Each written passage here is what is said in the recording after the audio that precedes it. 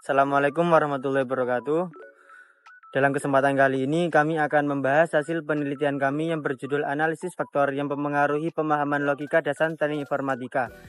Penelitian kali ini dibimbing oleh Ibu Alif Yonita Kartini SSI MSI dari Program Studi Teknik Informatika Fakultas Sains dan Teknologi. Kami dari kelompok 3 kelas 1A yang beranggotakan Ahmad Dafa Saputra, Cindy Ferinan Agustin, Sofiana Hanifa, M. Nurdin Al-Mutaki, Ahmad Basyarani, dan Muhammad Alif Abririo Al-Firdaus. Baik, langsung saja. Saya akan menjelaskan latar belakang dan tujuan. Logika dasar adalah fondasi utama bagi mahasiswa teknik informatika dalam menguasai algoritma dan programan. Namun, realitanya terdapat kesenjangan pemahaman di awal perkuliahan. Perbedaan ini dipicu oleh faktor internal maupun eksternal, seperti latar belakang pendidikan dan gaya belajar. Oleh karena itu, analisis mengenai faktor-faktor yang mempengaruhi pemahaman logika sangat diperlukan untuk mengoptimalkan efektivitas pembelajaran di kelas. Studi ini bertujuan untuk mengidentifikasi faktor dominan yang mempengaruhi tingkat pemahaman logika dasar mahasiswa. Baik, selanjutnya tentang pengumpulan data. Pertama-tama kita akan mencari sumber data yang akan kita gunakan untuk analisis. Data primer atau data pokok yang kami peroleh langsung dari mahasiswa semester 1 Teknik Informatika angkatan 2025.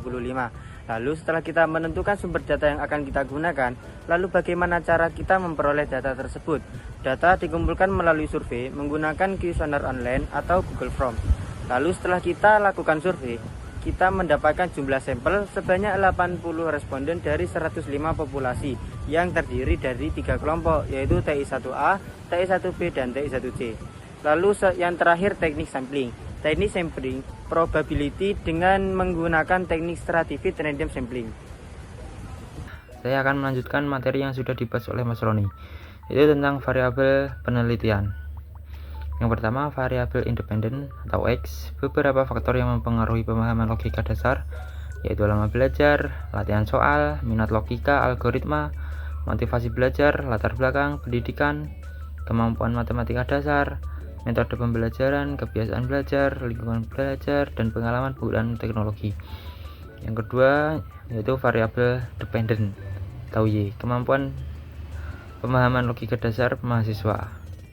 Instrumen yang digunakan dalam penelitian ini adalah kuesioner yang terdiri dari 11 pertanyaan, yaitu 10 pertanyaan untuk variabel independen dan 1 pertanyaan untuk variabel dependent.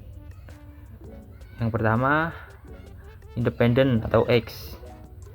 Pertanyaannya, berapa rata-rata waktu belajar Anda dalam satu hari?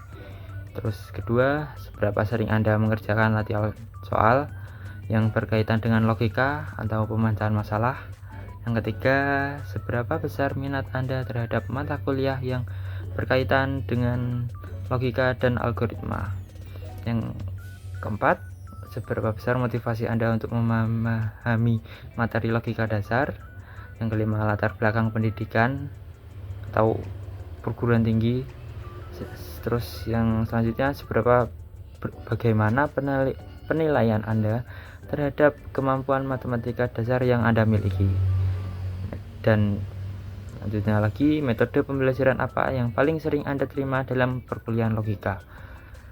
Yang ke-8, seberapa sering Anda belajar mandiri di luar jam kuliah. Terus yang 9, bagaimana kondisi lingkungan belajar Anda sehari-hari. Yang 10, apakah Anda memiliki pengalaman belajar pemrograman atau penggunaan teknologi sebelumnya. Terus ada satu pertanyaan dependent atau Y, yaitu menurut pandangan Anda, sejauh mana kemampuan berpikir logis yang Anda miliki. Terima kasih, sekian dari saya. Ini saya akan menjelaskan tentang data hasil pengumpulan. Jumlah responden dalam penelitian ini adalah 80 mahasiswa. Data ini digunakan untuk melihat kondisi pemahaman logika dasar serta faktor-faktor yang memengaruhinya. Terdapat tabel distribusi frekuensi variabel dependent Y tentang pemahaman logika dasar. Hasil ini menunjukkan bahwa 58% mahasiswa berada pada kategori lumayan, 24% berada pada kategori buruk, 17% berada pada kategori baik, dan hanya 1% berada pada kategori yang sangat baik. Dari data ini dapat disimpulkan bahwa sebagian besar mahasiswa belum mencapai tingkat pemahaman yang optimal. Selanjutnya terdapat tabel distribusi frekuensi variabel independen X1 tentang lama belajar. Terdapat 55% mahasiswa belajar selama 1-2 jam, 31% mahasiswa belajar selama kurang dari 1 jam, dan hanya sebagian kecil mahasiswa yang belajar lebih dari 2 jam. Ini menunjukkan bahwa waktu belajar masih relatif singkat. Selanjutnya terdapat tabel distribusi frekuensi variabel independen X2 tentang intensitas latihan soal. Terdapat 41% mahasiswa hanya kadang-kadang berlatih, 37% mahasiswa jarang berlatih soal, dan hanya 18% mahasiswa yang sering latihan. Hal ini menunjukkan bahwa latihan soal belum menjadi kebiasaan yang rutin. Selanjutnya terdapat tabel distribusi frekuensi variabel independen X3 tentang minat logika algoritma dari segi minat. Terdapat 58% mahasiswa berminat dan 21% mahasiswa sangat berminat. Artinya, ini sebagian besar mahasiswa memiliki minat yang baik. Sehingga masalah utama bukan pada ketertarikan, tetapi kemungkinan pada cara belajar. Selanjutnya terdapat tabel distribusi frekuensi variabel independen X4 tentang motivasi belajar, yaitu 68% memiliki motivasi tinggi dan 9% sangat tinggi. Ini menunjukkan bahwa motivasi mahasiswa cukup baik, namun hasil pemahaman belum maksimal, sehingga ada faktor lain yang mempengaruhinya. Selanjutnya terdapat tabel distribusi frekuensi variabel independen X5 tentang latar belakang pendidikan, yang didominasi oleh 48% mahasiswa latar belakangnya pendidikan SMK, 16% terdapat latar belakang pendidikan SMA IPA dan IPS, serta pondok dan lainnya. Berbeda latar belakang ini dapat mempengaruhi kemampuan awal dalam logika dan matematika. Selanjutnya terdapat tabel distribusi frekuensi variabel independen X6 tentang kemampuan matematika dasar, yang terdapat 49% berada pada kategori cukup, 27% berada pada kategori kurang, serta 18% berada pada kategori yang baik. Karena logika algoritma sangat berkaitan dengan matematika, maka kemampuan matematika yang belum kuat dapat menghambat pemahaman logika. Selanjutnya, terdapat tabel distribusi frekuensi variabel independen X7 tentang metode pembelajaran. Yang paling banyak digunakan adalah kombinasi sebesar 46%, diskusi 27%, dan latihan soal 23%. Metode kombinasi ini sebenarnya sudah baik, namun perlu ditingkatkan pada bagian latihan soal dan praktik langsung. Terdapat tabel distribusi frekuensi independen X8 tentang kebiasaan belajar mandiri, yaitu 53% mahasiswa jarang belajar mandiri, hanya 10% mahasiswa yang sangat sering. Ini juga menunjukkan bahwa belajar masih bergantung pada kelas, sehingga pemahaman sulit berkembang secara maksimal. Terdapat tabel distribusi frekuensi variabel independen X9 tentang lingkungan belajar, yaitu sebagian besar mahasiswa terdapat 65% memiliki lingkungan belajar yang kondusif, di mana lingkungan bukan menjadi masalah utama, melainkan lebih pada kebiasaan dan strategi belajar. Selanjutnya terdapat tabel distribusi frekuensi independen variabel X10 tentang pengalaman penggunaan teknologi. Terdapat 39% pernah sedikit, 37% cukup sering. Ini menunjukkan bahwa pemanfaatan teknologi dalam belajar belum maksimal. Berdasarkan keseluruhan data, dapat disimpulkan bahwa mahasiswa memiliki minat dan motivasi yang tinggi, namun pemahaman logika masih berada pada kategori yang lumayan. Hal ini dipengaruhi oleh waktu belajar yang singkat, intensitas latihan yang rendah, kebiasaan belajar mandiri yang kurang, serta kemampuan matematika yang belum kuat. Baik, di sini saya akan menjelaskan tentang analisis regresi dan juga korelasi. Di sini sudah disediakan beberapa variabel, ada variabel X dan juga variabel Y. Yang pertama ada lama belajar sebagai variabel X1, lalu frekuensi latihan soal sebagai variabel X2, minat logika algoritma sebagai X3, motivasi belajar sebagai X4, latar belakang pendidikan sebagai variabel X5, kemampuan matematika sebagai variabel X6, metode pembelajaran sebagai X7, kebiasaan pembelajaran mandiri sebagai X8, lingkungan belajar sebagai X9, pengalaman menggunakan teknologi sebagai X10, dan yang terakhir, kemampuan berpikir logika sebagai variabel Y. Di sini juga ada data yang telah diolah dari data mentah menjadi angka berdasarkan kategorinya masing-masing. Misalnya di sini ada minat logika algoritma sebagai X3, di responden 1 angka minat logika algoritma X3 yaitu 2, yang artinya responden 1 kurang berminat terhadap logika algoritma. Lalu untuk analis korelasi, saya menggunakan semua variabel, lalu saya menggunakan Spearman karena data saya berupa data ordinal. Untuk uji korelasi, saya akan menjelaskan hubungan antara variabel X dengan variabel Y. Yang pertama ada variabel lama belajar sebagai X1 memiliki nilai korelasi koefisien positif 0,469 dan signifikasi kurang dari 0,05. Artinya, variabel X1 memiliki hubungan positif sedang dengan variabel Y. Artinya, mahasiswa yang menghabiskan waktu belajar lebih lama cenderung memiliki kemampuan berpikir logika yang lebih baik. Yang kedua, ada frekuensi latihan soal sebagai X2 dengan nilai korelasi koefisien yaitu positif 0,568 dan signifikasi kurang dari 0,05. Artinya, variabel X2 memiliki hubungan positif sedang dengan variabel Y. Semakin sering mahasiswa berlatih mengerjakan soal, maka semakin baik kemampuan berpikir logikanya. Yang ketiga, ada variabel minat terhadap logika dan algoritma sebagai X3. Memiliki nilai korelasi koefisien yaitu positif 0,531 dan signifikasi 0,000 atau kurang dari 0,5. Yang artinya variabel X3 memiliki hubungan positif sedang dengan variabel Y. Artinya mahasiswa yang memiliki minat tinggi terhadap logika dan algoritma cenderung memiliki kemampuan berpikir logika yang lebih baik. Yang keempat ada motivasi belajar sebagai X4 dengan nilai korelasi koefisien yaitu positif 0,467 dan signifikasi juga kurang dari 0,05 yang artinya variabel X4 memiliki hubungan positif sedang dengan variabel Y. Artinya mahasiswa dengan motivasi belajar yang tinggi cenderung memiliki kemampuan berpikir logika yang lebih baik. Yang kelima ada latar belakang pendidikan sebagai X5 yang memiliki nilai korelasi koefisien yaitu positif 0,152 dan signifikasi 0,179 yang artinya lebih dari 0,05.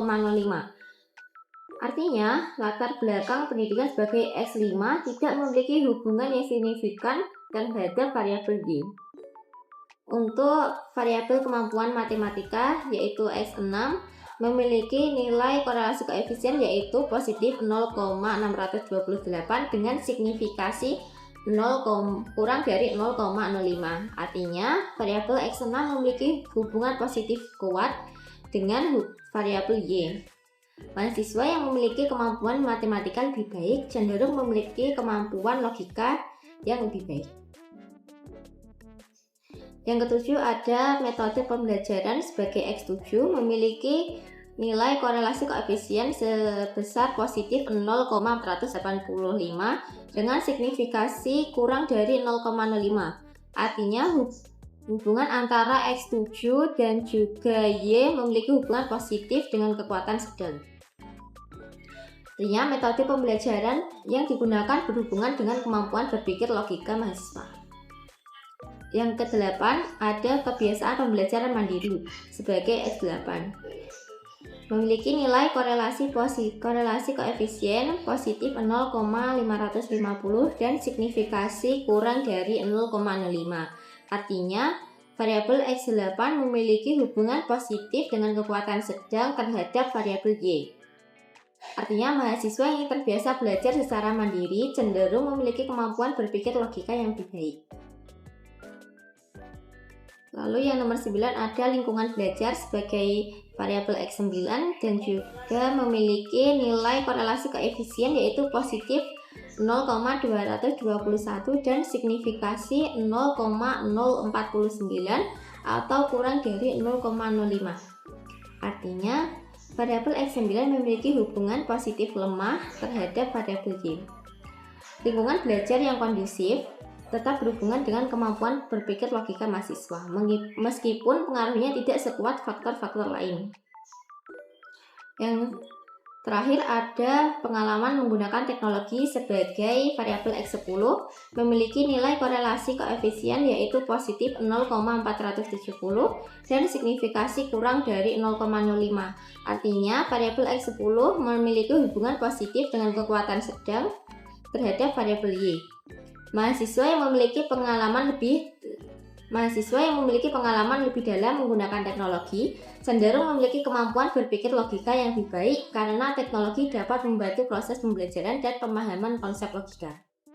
Berdasarkan hasil uji korelasi Spearman dapat disimpulkan bahwa sebagian besar variabel independen memiliki hubungan positif dan signifikan dengan kemampuan berpikir logika mahasiswa. Variabel kemampuan matematika menunjukkan hubungan paling kuat, sedangkan variabel lainnya seperti lama belajar, frekuensi latihan soal, minat logika algoritma, motivasi belajar, metode pembelajaran, kebiasaan belajar mandiri, serta pengalaman menggunakan teknologi memiliki hubungan dengan kekuatan sedang. Sementara itu, lingkungan belajar memiliki hubungan positif lemah dan latar belakang pendidikan tidak menunjukkan hubungan yang signifikan terhadap kemampuan berpikir logika mahasiswa. Selanjutnya untuk analisis regresi dapat kita lihat bahwa kemampuan matematika beberapa nilai signifikasinya lebih kecil dari 0,05, ada 0,049 dan 0,38. Artinya kemampuan matematika berpengaruh signifikan terhadap kemampuan berpikir logika mahasiswa.